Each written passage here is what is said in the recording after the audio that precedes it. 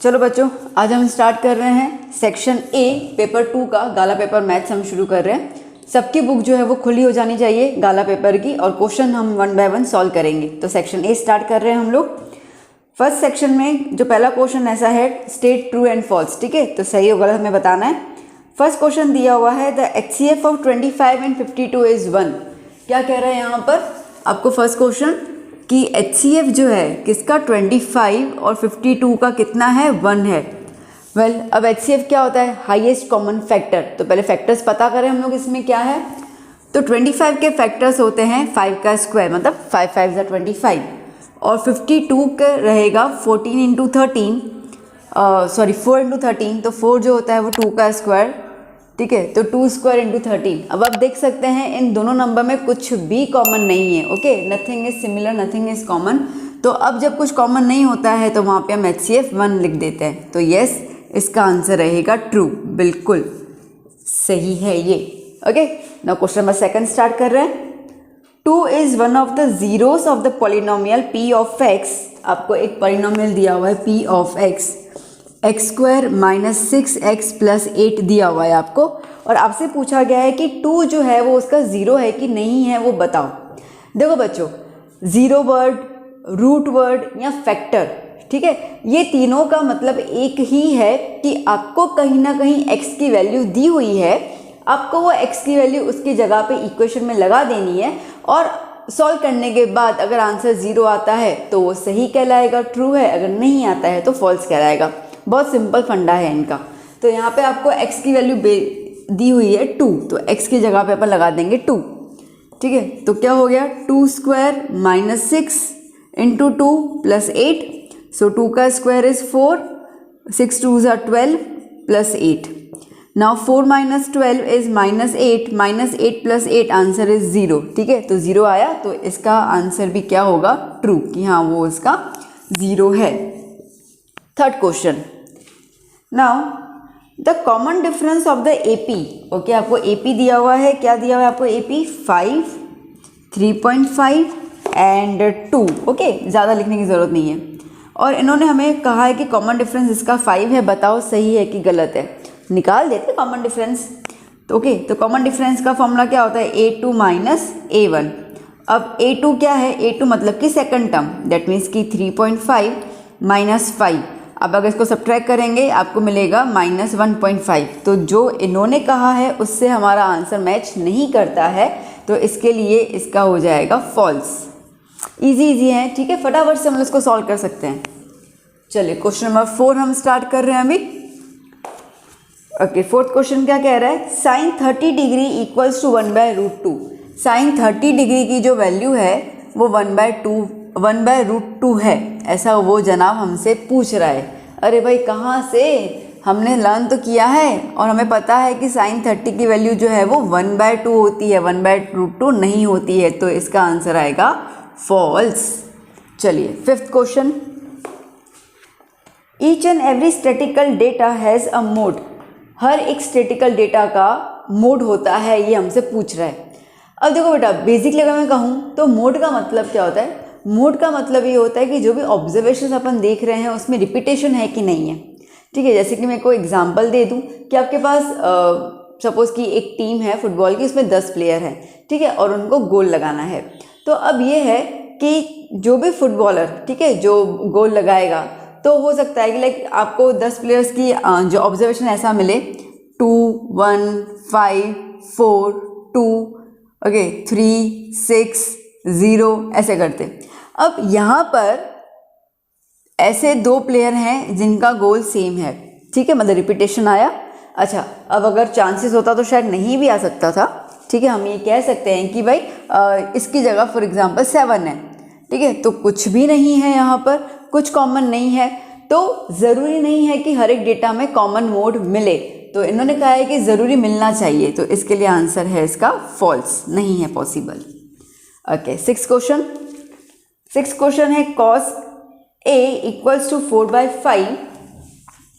अगर cos A की value 4/5 है तो sec A की वैल्यू जो होगी वो 5/4 होगी, ये बोल रहा है, पूछ रहा है। सही है, ठीक है, हम लोगों ने देखा हुआ है C और S का रिलेशन, ठीक है। इसका मतलब क्या रिलेशन है, सी और एस मतलब कि इन्वर्सली होते हैं। तो जैसे यहाँ पे आपको कॉस दिया हुआ है तो कॉस का उल्टा क्या होता है, सेक होता है, ठीक है। तो कॉस का उल्टा सेक, तो मतलब कि सेक जो होगा वो इन्वर्स में आ जाएगा। तो अगर कॉस की वैल्यू 4/5 है तो सेक उसकी उल्टी होगी, ठीक है, तो ऑपोजिट होगी, तो मतलब 5/4। तो yes, this answer is correct. Clear. तो यहाँ पे हमने खत्म कर लिया यहाँ पे ट्रू एंड फॉल्स। अब हम शुरू करते हैं MCQs। ना MCQ का क्वेश्चन नंबर 7 जो है, क्या लिखा हुआ है इस क्वेश्चन के अंदर, देखिए, the decimal expansion of 14587 upon 1250, ठीक है। तो ये पूछ रहा है कि इस एक्सप्रेशन का जो डेसिमल है, मतलब ये है कि डेसिमल के बाद कितने पॉइंट्स आएंगे। ओके, जैसे हम लाइक कहते हैं ना कि लाइक 7.543, तो डेसिमल के बाद कितने डिजिट्स आए, 3 डिजिट्स आए। तो ये हमसे वही कह रहा है कि आप जब इसको सॉल्व करेंगे, इसको आप डेसिमल लगाएंगे तो डेसिमल के बाद कितने डिजिट आने चाहिए। तो बेटा इसको सॉल्व करने मत बैठना, ठीक है। 1 मार्क का है तो बट ऑब्वियसली लॉजिक यूज़ करना है, मेथड यूज़ नहीं करना है। तो इसका लॉजिक क्या है, इसका लॉजिक है डिनोमिनेटर। तो डिनोमिनेटर क्या है, 1250। इसको अगर मैं थोड़ा सा सेपरेट कर लूँ तो 125 × 10 हो गया। ओके, 125 क्या होता है, 5 का क्यूब होता है, और 10 क्या होगा, 2 × 5, मतलब टोटल 5 कितने हैं यहाँ पर, 4 हो गए, 3 यहाँ पे 1 यहाँ पे, तो टोटल 5 हो गए 4 × 2। वेल, यहाँ पर हमें पता है कि डेसिमल के लिए हमें अपॉन में 10, 100, 1000 ऐसा ही आना चाहिए। और ये सारी चीज़ें जो होती है, ये सारे जो डिजिट्स है 10, 1000, 100, वो सारे के सारे 2 और 5 के फैक्टर्स हैं, ठीक है। तो यहाँ पे 2 और 5 आ गया, इसका मतलब कि क्लियर है कि डेसिमल तो लगने वाला है। कितना लगेगा, तो ऊपर पावर देख लो, हाईएस्ट पावर क्या है, 4। इसका मतलब कि डेसिमल के बाद कितने प्लेसेस आएंगे, 4 प्लेसेस आएंगे। तो इसके लिए आपको पूरा मेथड शो करने की ज़रूरत नहीं है। मैंने बहुत बच्चों को देखा हुआ है और चेकिंग के दौरान कि बच्चे जो है पूरा मेथड सॉल्व करते हैं, उन्होंने वो नहीं पूछा है, ठीक है। उन्होंने आपको सिर्फ पूछा है कितना डिजिट के बाद डेसिमल्स होंगे, तो आपको सिर्फ उतना लिख देना है। यहाँ पे क्या हो जाएगा इसका आंसर, 4 ऑप्शन है यहाँ पर, यस, डी ऑप्शन है आपका 4। ओके, देन 8 नंबर, दोबारा कह रही हूँ, हाईएस्ट पावर देखना, 5 पे हो या 2 पे हो फर्क नहीं पड़ता है, हाईएस्ट पावर देख लेना। Now question number 8, if the graph of y is equals to px minus 2 is a line passing through the point 3,2 then p equals to dash। क्या बोल रहा है, एक ग्राफ दिया हुआ है, ठीक है। उस ग्राफ के अंदर जो हम लाइन ड्रॉ करते हैं ना, उस लाइन की इक्वेशन दी हुई है y equals to px minus 2, ठीक है। तो y equals to px minus 2, ये इक्वेशन ऐसा कह रहा है कि ये इक्वेशन ना 2 पॉइंट से पास हो रही है। कौन सी 2 पॉइंट्स हैं, 3,2 से पास हो रही है। तो अगर ये वहाँ से पास हो रही है तो p की वैल्यू क्या है। वेल, इतना जफा करने की ज़रूरत नहीं है, सिंपल लॉजिक है। इक्वेशन दिया हुआ है, p निकालना है, एक पॉइंट दी हुई है। इस पॉइंट को अगर हम कंपेयर करते हैं तो वो x, y से कंपेयर होगा, मतलब x हो गया 3 और y हो गया 2, ठीक है। ज़्यादा कोई अपने दिमाग के दौरे नहीं अपने को यूज़ करने हैं। तो यहाँ पर y की जगह पे हम लोग लिख देंगे 2, p, x की जगह पर लिख देंगे 3, okay. So 2 equals to p into 3 is 3p minus 2। ये माइनस 2 को यहाँ पे लेके आएंगे तो 2 और ये प्लस 2 हो जाएगा तो 3p। तो 4 इक्वल्स टू 3p, तो 4/3 इक्वल्स टू p। p की वैल्यू आनी चाहिए 4/3, ऑप्शन है 4/3, yes, b is the correct option, ठीक है, डन। चलिए अब हम चलते हैं नेक्स्ट क्वेश्चन की और इसको रब कर दूं मैं। Okay, next question number 9th, क्या है 9th question, if the graph of the equations 3x minus y plus 8 equals to 0 and 6x minus ky equals to minus 16 are coincident, तो आपको k की वैल्यू बतानी है। तो आपको 2 इक्वेशन दी हुई है, 3x minus y plus 8 equals to 0 और दूसरा आपको दिया हुआ है 6x minus ky equals to minus 16, ठीक है। अब सबसे पहला काम तो आपको ये करना है कि यहाँ पर इक्वल्स टू में 0 है और यहाँ पे इक्वल्स टू में कोएफिशिएंट है, तो पहले तो इसको अंदर लेके आओ। तो मैं यही चेंज कर लेती हूँ, ओके। तो -16 अंदर आएगा तो +16 हो जाएगा, तो यहाँ पे मैं लिख देती हूँ +16 इक्वल्स टू 0। इतना क्लियर। अब हम इसको कंपेयर करेंगे a1x plus b1y plus c1 equals to 0 की इक्वेशन के साथ, और इसको हम करेंगे a2x plus B2y plus C2 equals to 0। देखो बेटा मैं आपको समझा रही हूँ, इसके लिए मुझे हर एक चीज़ मेंशन करनी पड़ रही है। आप बट ऑब्वियसली रफ में सॉल्व करोगे तो आप उसको शटक ठीक है, A1 A2 B1 B2 value क्या है वो सिर्फ लिख देना अच्छे से साइन के साथ, वरना साइन की मिस्टेक हो जाएगी। ओके, अब इन्होंने क्या बोला है, ग्राफ कैसा है, ग्राफ है कोइंसिडेंट। ओके, मतलब लाइंस कैसी हो रही हैं, कोइंसिडेंट लाइंस हो रही हैं। तो उसका कंडीशन क्या था, उसका कंडीशन A1/A2 B1/B2 और C1/C2। ठीक है, तीनों रेशियोज इक्वल हैं। यहाँ पे कोइंसिडेंट होता या इन्फिनेटली मैनी सॉल्यूशंस होता, ठीक है, दोनों के अंदर कंडीशंस जो है वो सेम रहती है। मैंने आपको ये एक्स्ट्रा चीज़ बताई, अगर क्वेश्चन में इन्फिनिटी है तो आपको वही चीज़ लेनी है। चलिए तो पहले वैल्यू लिख देते हैं हम लोग। A1 की वैल्यू क्या है यहाँ पर 3, ओके। A2 की वैल्यू क्या हो गई 6, डन। B1 की वैल्यू क्या है -1, ठीक है। -y मत लिखना बच्चे, -y लिख के आ जाते हैं, -y नहीं, आगे की वैल्यू लिखनी है, ठीक है। वेरिएबल के आगे की वैल्यू कुछ नहीं है तो सबका मालिक एक तो है ना हमारे पास, -1। B2 की वैल्यू क्या लिखेंगे -k, C1 की 8 और इसकी 16, डन। देखो बेटा अब 3 इक्वल है ना, कोई भी 2 इक्वल अब उठा लीजिए, उसमें एक तो k वाला होना ही चाहिए, ठीक है। तो जैसे कि मैं ये पहला वाला इक्वल वाला उठा लेती हूँ, आपको अच्छा लगे तो आप सेकंड वाला उठा लीजिए, कोई दिक्कत नहीं है। तो क्या होगा 3/6 equals to -1/-k, minus minus cut गया, ठीक है। 3/6 इक्वल्स टू 1/k, 3 1 ज़ा 3 2 ज़ा, तो 1/2 इक्वल्स टू 1/k। तो दोनों को अगर उल्टा कर लेते हैं तो 2 इक्वल्स टू k, मतलब कि k की वैल्यू क्या है 2 है। यस बिंगो, लेट्स सी, हाँ ठीक है, C is the option, C is the correct option. Okay, समझ आ रहा है, बस इतना इजी है। देखो इन सब के अंदर आपको बेटा कॉन्सेप्ट्स जो है ना वो क्लियर करने होते हैं, तो फॉर्मूलाज अच्छे से आपको लर्न होनी चाहिए, ठीक। कॉन्सेप्ट जो हैं जैसे ये वाली कंडीशन है वो लर्न होनी चाहिए, तो बहुत जल्दी समझ आते हैं, कुछ टिपिकल नहीं होता है, nothing is hard in this world. चलिए क्वेश्चन नंबर अभी स्टार्ट करते हैं हम लोग 10th। मैं इसको रब कर दूं। 10th क्वेश्चन क्या कह रहा है, 2 and -1 are the roots of the equation, ठीक है। 2 और -1 जो है वो किसके रूट्स हैं वो बताने हैं। तो बट ऑब्वियसली यहाँ पे हम लोगों को यूज़ करना होगा ऑप्शन मेथड, मतलब कि ABCD में जाके अपन को चेक करना होगा कि किसके रूट्स हो सकते हैं ये। तो जैसे फर्स्ट इक्वेशन में ले लेती हूँ A वाली, ठीक है। तो A का क्या है, x² + 2x - 2 इक्वल्स टू 0, ठीक है। और यहाँ पे आपको 2 दिए हुए हैं 2 और -1, तो पहला हम लोग ना x की जगह 2 ले लेते हैं। तो क्या होगा 2 का स्क्वायर + 2 × 2 -2 इक्वल्स टू 0। 2 का square is 4, 4 + 4 -2 equals to 0, 4 + 4 is 8, 8 - 2 is 6, 6 और 0 तो सेम नहीं आया ना, ठीक है। इसका मतलब कि ये फर्स्ट जो ऑप्शन है वो वैलिड नहीं है। अगर 2 में ही नहीं है तो -1 चेक करने का तो कोई सेंस ही नहीं होता है। ओके, B वाला देख लेते हैं हम लोग, x² + x + 2। अब देखो बेटा इसको सॉल्व करने का ना मतलब ही नहीं है, अब खुद देखो हमें आंसर चाहिए 0। यहाँ पे ये दोनों टर्म्स कैसी हैं, प्लस में है, तो कटिंग तो कहीं होनी नहीं वाली ना, सब्ट्रैक्शन तो कहीं होने नहीं वाला, तो हम पागल थोड़ी किसको सॉल्व करेंगे। तो यहाँ ये क्वेश्चन देख कर पता चल रहा है कि अपने को 0 नहीं मिलने वाला है, छोड़ दो। C पे आते हैं, x² - 2x, x² - 2x + 2। Okay चलो, तो फिर से यहाँ पे x की जगह पे 2 अप्लाई कर लेते हैं, फिर 2 + 2 इक्वल्स टू 0, 2 का स्क्वायर इज 4, 4 - 4 + 2 इक्वल्स टू 0, तो 2 इक्वल्स टू 0 नहीं पॉसिबल। तो इसका मतलब कि D is the final answer.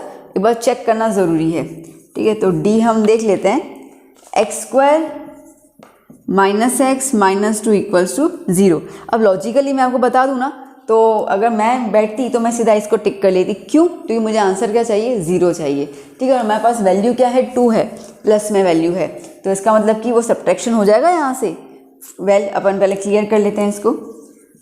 तो 2² - 2 - 2 इक्वल्स टू 0, 2 का स्क्वायर 4, माइनस प्लस, तो -2 - 2 -4 इक्वल्स टू 0, तो 0 इक्वल्स टू 0, यस।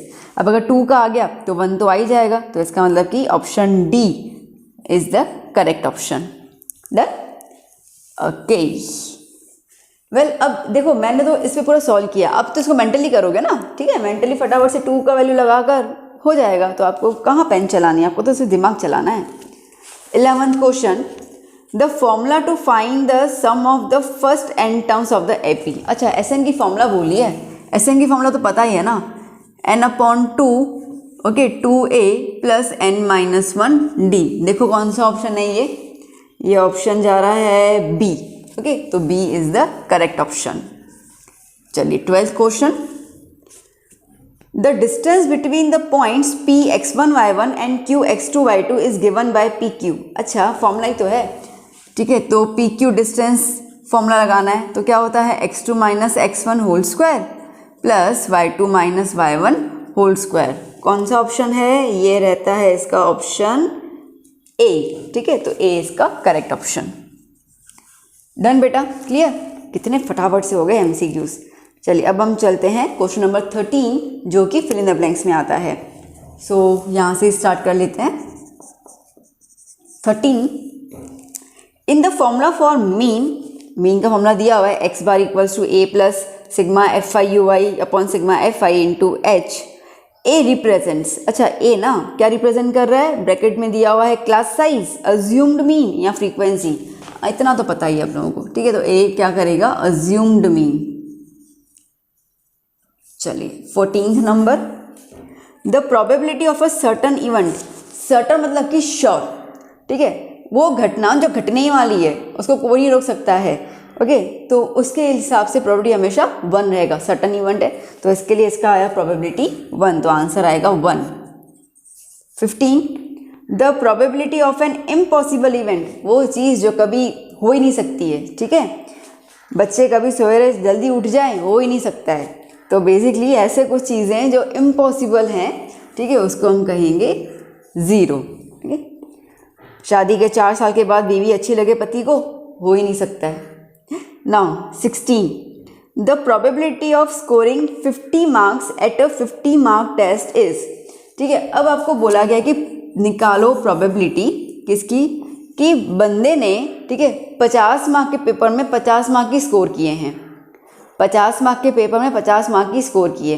अब 50 मार्क एक ही बार आ रहा है ना, वैल्यू 50 है बट आ तो एक ही बार रहा है, ठीक है, क्योंकि हमारा फॉर्मूला क्या होता है, number of observations, number of favourable outcomes upon total outcomes. तो एक बंदे की बात हो रही है, एक बंदा 50 मार्क एक ही बार लेके आएगा ना, तो इसके लिए 1, ओके, अपॉन में क्या हो जाएगा मैम 50 मार्क का एग्जाम है ना, तो 50 लिख दो ना, नहीं, यहाँ पे बच्चे करेंगे लोचे, ठीक है। क्या है, 50 मार्क का एग्जाम है गारंटी।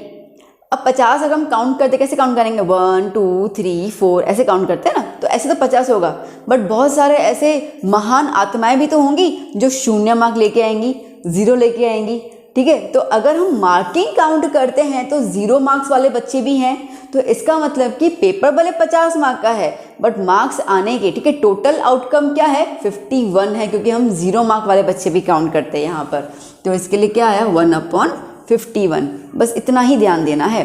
खैर ज़्यादा कुछ नहीं होता, या 50 मार्क का एग्जाम पूछते हैं या 100 मार्क का पूछते हैं, तो 50 के लिए 51 लिख देना, 100 के लिए 101 लिख देना, दैट्स इट। नहीं यार, इसके अंदर ऐसा नहीं कि 1 मार्क एक्स्ट्रा फॉर राइटिंग। चलिए नाउ 17th क्वेश्चन। ओके, 17 क्या कह रहा है जनाब हमसे, if alpha and beta are the zeros of the polynomial P of X दिया हुआ है आपको x² minus 2x minus 8, then alpha square plus beta square, alpha square beta square की हमें वैल्यू निकालनी है। अब बच्चों दिक्कत ये है कि इस सम के लिए स्पेस कम है, तो मैं वो वाला पहले रब कर दूँ। 17th कह रहा है आपके पास इक्वेशन दी हुई है p of x² minus 2x minus 8, और ये जनाब हमसे कह रहा है कि भाई alpha square plus beta square की वैल्यू निकाल के बताओ कितना दम है तुम्हारे में, देखता हूँ मैं भी। तो क्या पूछा है, alpha square plus beta square. अब देखो बच्चा, यहाँ पे पॉइंट ऐसी है कि x² है, अब x² का मतलब क्वाड्रेटिक इक्वेशन हो गया ना, ठीक है। तो उसका रिलेशन हमें क्या पता है, उसका पता है कि उसका relation sum of the zeros आता है, मतलब अल्फा प्लस बीटा आता है, एंड प्रोडक्ट आता है, मतलब अल्फा इंटू बीटा आता है। Alpha square plus beta square तो कहीं आता ही नहीं है, ठीक है। तो अभी हमारे पास क्या लॉजिक है, हमारे पास ये है कि अल्फा प्लस बीटा तो आता है ना, और हमको भगवान ने इतनी अक्ल दी है कि स्क्वायरिंग करना भी हमको आता है, तो हम लोग क्या करेंगे, हम लोग अल्फा प्लस बीटा लेकर उसका स्क्वायरिंग कर लेंगे। देखो सो अल्फ़ा प्लस बीटा को मैंने स्क्वायर कर लिया तो ये A plus B whole square वाला फॉर्मूला क्रिएट होगा। तो ए स्क्वायर मतलब alpha square two alpha beta plus beta square. Done इतना? ओके, खुशी मनाओ खुशी मनाओ, अल्फ़ा स्क्वायर बीटा स्क्वायर नज़र तो आ गया हम लोगों को। चलो, अल्फ़ा प्लस बीटा का हमें रिलेशन पता है, क्या होता है ज़ीरोज़ के साथ उसका, तो माइनस बी अपॉन ए। ओके, तो मैंने अल्फ़ा प्लस बीटा की जगह लिख दिया minus B upon A. Alpha square और बीटा स्क्वायर निकालना है तो इसके लिए मैंने इन दोनों को इकट्ठे लिख दिया और पीछे ले लिया मैंने टू अल्फ़ा बीटा। अच्छा, वही शफलिंग हो रही है ना। अभी बेंच पे तुम 3 बंदे बैठे हुए, एक को बोल रही हूँ तुम यहाँ पे आ जाओ, एक को तुमको कह रही हूँ वहाँ पे चले जाओ, तो तुम्हारी थोड़ी साइन चेंज होगी।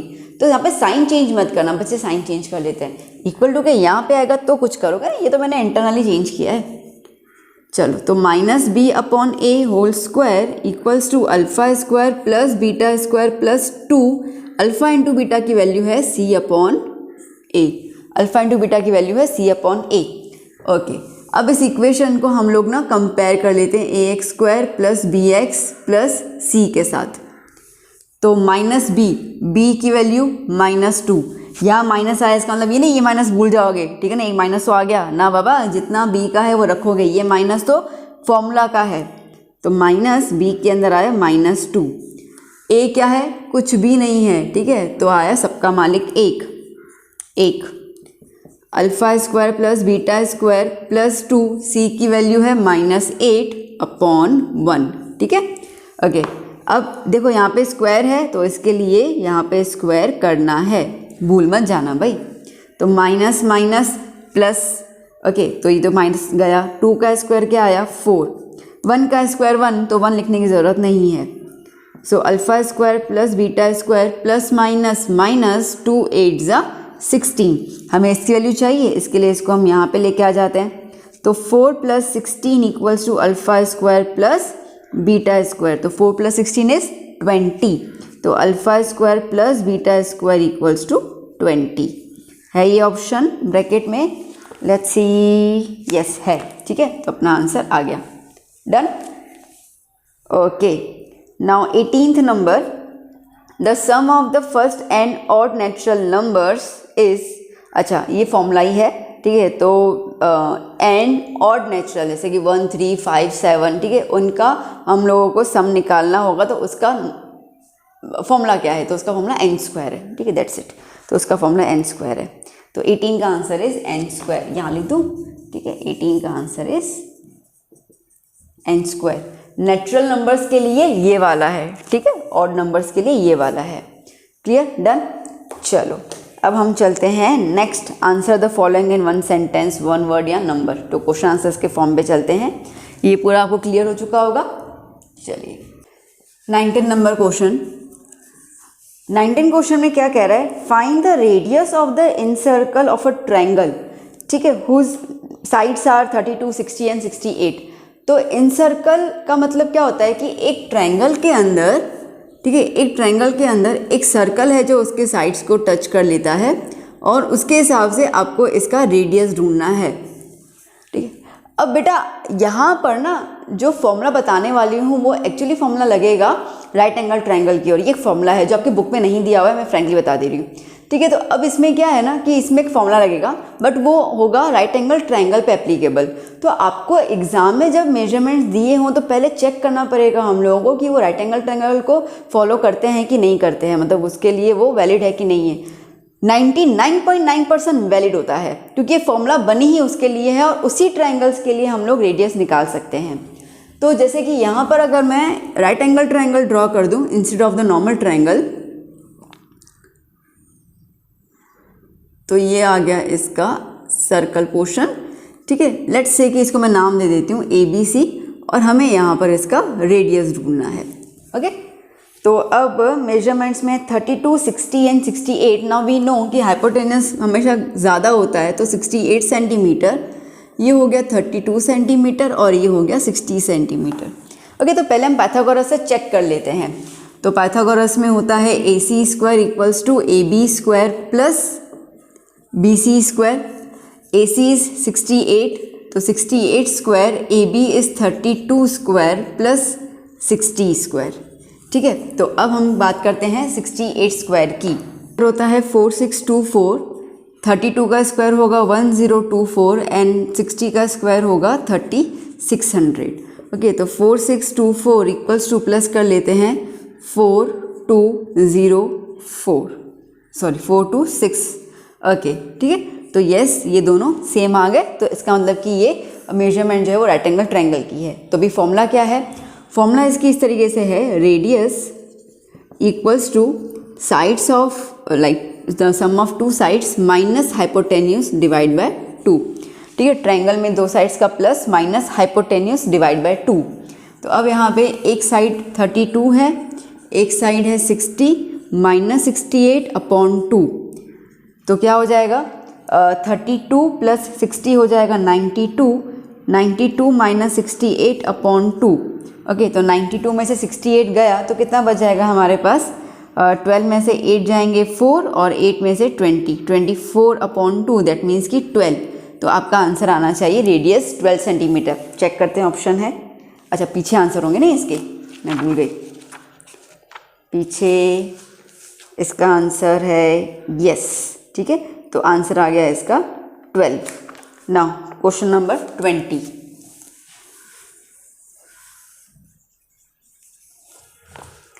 Find the curved surface area of a cylinder with a diameter 28 and height 21।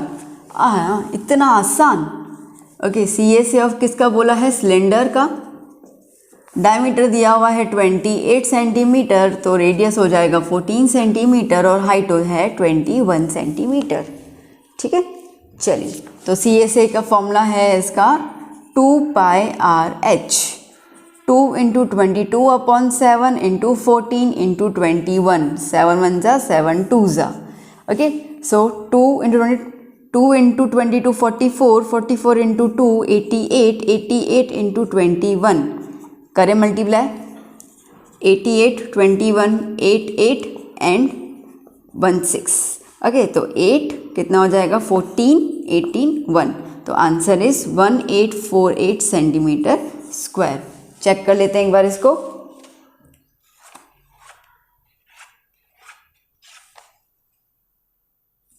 Done, ठीक है, सही है।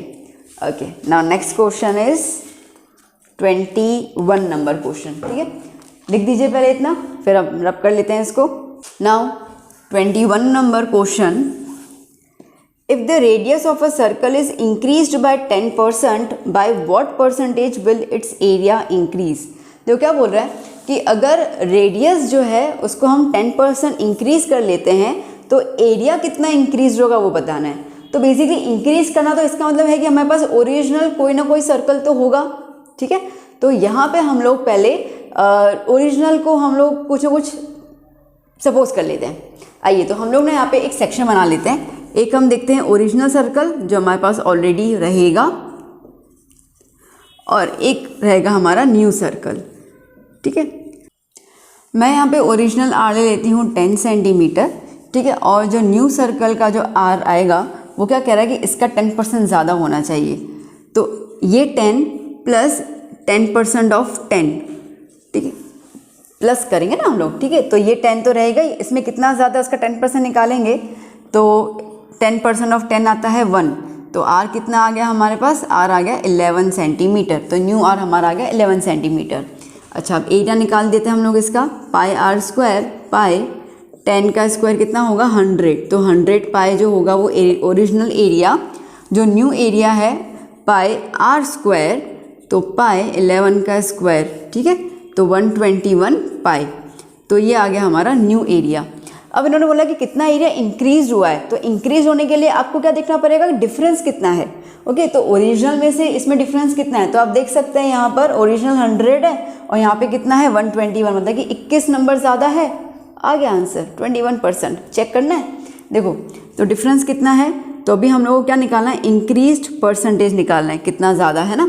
इंक्रीज परसेंटेज एरिया कितना हुआ, तो डिफरेंस देख लो कितना आया 21 पाई अपॉन ओरिजिनल लिखेंगे हम लोग 100 पाई इंटू 100, पाई पाई कैंसिल, 100 कैंसिल, कितना आया 21%। देखो अगर आपको इसको सम अच्छे से बताना ही है ना, क्योंकि ये तो आपको 1 मार्क में पूरा पूछा गया, तो इसको अच्छे डिफाइन करके आप इसको इस तरीके से शो कर सकते हैं। ओके, सो 21% एरिया इंक्रीज हुआ। डिक्रीज का भी पूछते हैं ना, सपोज कि ऐसा बोल दे कि 10% डिक्रीज हुआ, तो डिक्रीज में आप माइनस कर लेना, बस खत्म। ठीक है, जो डिफरेंस आता है अपॉन ओरिजिनल और आपका बेसिकली आपको यही क्लियर हो जाएगा कि कितना डिफरेंस आ रहा है। That's it. 22 number question, the volume of each of 2 cubes is 27 cube. ठीक है, 2 क्यूब है, उसका वॉल्यूम दिया 27 cube. Find the total surface area of the cuboid form by joining this 2 faces. अब यह है कि आपको 2 क्यूब दिए हुए हैं और उन दोनों क्यूब को आप एक ही फेस टू फेस आप उनको ज्वाइन कर लेते हो। तो अब जब ज्वाइन कर लोगे तो सीधी सी बात है वो कन्वर्ट हो जाएगा क्यूबॉइड के अंदर। तो आपको इस क्यूबॉइड का टीएसए निकालने के लिए बोला गया है। ठीक है, अब क्यूब की एग्जैक्टली वैल्यू तो नहीं है हमारे पास, इन्होंने क्यूब का वॉल्यूम दिया हुआ है 27 cube. So volume is 27 cube, दोनों क्यूब सेम ही है, इसके लिए उन सबका वॉल्यूम, दोनों का वॉल्यूम सेम रहेगा। तो पहले हम निकालेंगे वॉल्यूम ऑफ क्यूब। ठीक है, वॉल्यूम ऑफ क्यूब का फॉर्मूला क्या होता है, एल क्यूब। वॉल्यूम दिया हुआ है 27, तो यहाँ से हमें साइड पता चल जाएगी। सो 27 का cube root equals to L, तो आ गया 3। तो एल कितना आया, 3 सेंटीमीटर। इतना क्लियर है? ओके, अब बेटा जब हम लोग क्यूब टू क्यूब ज्वाइन करेंगे ना, ठीक है, क्यूब से क्यूब ज्वाइन किया तो बेसिकली ये जो लेंथ हो जाता है वो डबल हो जाता है, क्योंकि आप यहाँ पे 2 बार लेंथ ले लेते हो। तो क्यूबॉइड के हिसाब से, ठीक है, किसके, क्यूबॉइड के हिसाब से जो लेंथ होगा वो हो जाएगा 6 सेंटीमीटर, बाकी सब सेम रहेगा। ब्रेथ 3 सेंटीमीटर और हाइट 3 सेंटीमीटर, क्योंकि हमें पता है क्यूब के अंदर एल बी एच सेम होता है। ठीक है, और जब आप 2 क्यूब ज्वाइन करोगे तो उसका लेंथ ऐड हो जाएगा, बाकी ब्रेथ हाइट वो तो सेम ही रहेगी, तो इसके लिए बाकी दोनों सेम आ गए। तो अब निकालना है इसका TSA.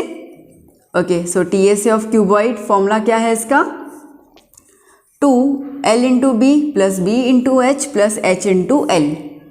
2l into B that means 6 into 3 plus 3 into 3 plus 3 into 6। ठीक है, वैल्यूज दी हुई है, लगा दी मैंने। 18 plus 9 plus 18। Okay, so 18 plus 18 is 36, 36 plus 9, 36 plus 9 is 45, तो 2 into 45 that is 90 centimetre square. Bingo, आ गया अच्छे से। चलिए, ये तो आपको आता ही होगा, मुझे I am pretty sure. Now 23 number question. 23 number कह रहा है कि भाई the graph of y equals to P of X is shown in the figure. ठीक है, फिगर में ग्राफ ड्रॉ किया हुआ है। क्वेश्चन है नीचे, state the number of zeros of P of x, zeros बताने। अच्छा, आसानी तो है। ठीक है, देखिए ये ग्राफ में, ये ग्राफ आपको ऐसे दिया हुआ है ना।